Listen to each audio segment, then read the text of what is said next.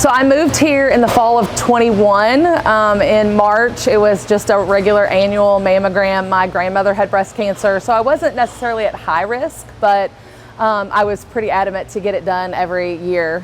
So in March of 2022, I went, got my mammogram done, and they called me the next day and said, we found some abnormalities. We'd like you to come in for an ultrasound. So I came in for the ultrasound, which took hours. She said she had never seen so many crazy spots. 95 images she took on the ultrasound, and she went and said, let me talk to the radiologist. She came back in and pretty much said at that point, you know, there's a 50-50 chance you have cancer, which of course I was, no, this can't happen to me, but we're gonna do a biopsy. So a couple days later, they brought me in, did a biopsy on both my right and my left breast, and it came back that my left was cancerous. My right was not, but my left was. But I met with Dr. Danny Sanders, who was my surgeon, absolutely phenomenal. Met with an oncologist.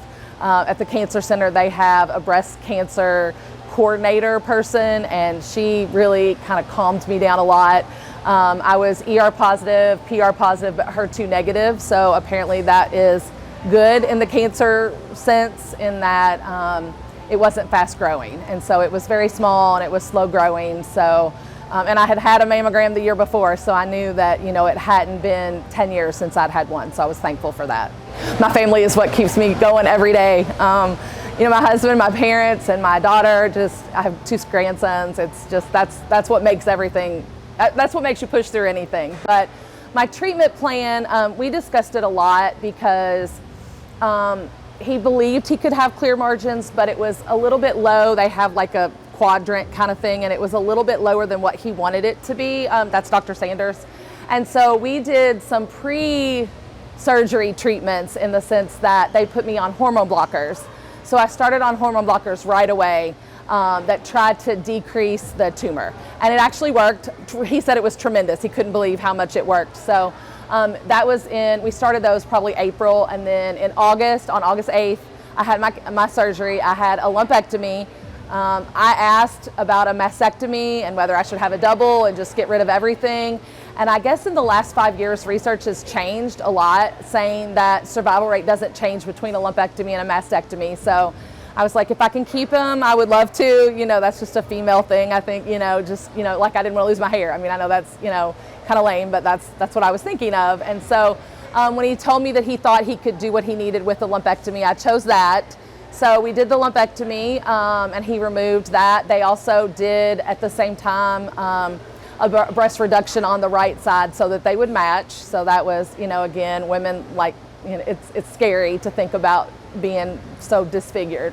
I was going to work every single day, still, even going through radiation. I would go to the radiation office at 7 and drive straight to Ripley. So that was hard, but, you know, I'm one to try to push through it. I want, you know, my girls to know that they can fight on anything. If I can beat cancer, they can beat anything. So 2 years cancer free. So various women use various dates. I used my cancer date the day they removed it. For me, that's when I became cancer free. So in August, it was 2 years.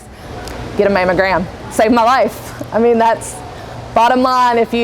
Early detection is the key. And even if you don't have a strong history, I mean, I had a grandmother, but according to the research, that's not necessarily a strong history of breast cancer. And had I not had that, it could have been another year. It could have been 5 centimeters bigger. It could have not been able to be removed. And so get that mammogram and know that there's a lot of us that are here to support you. I couldn't have done it without, you know, my church has a lot of breast cancer survivors, and just groups of people that, you know, I have lots of friends that have been through it. Unfortunately, it's kind of scary to know how many people that I know have been through breast cancer, but it's a large community that's here to support anybody that has it. And I think that's the biggest take for me.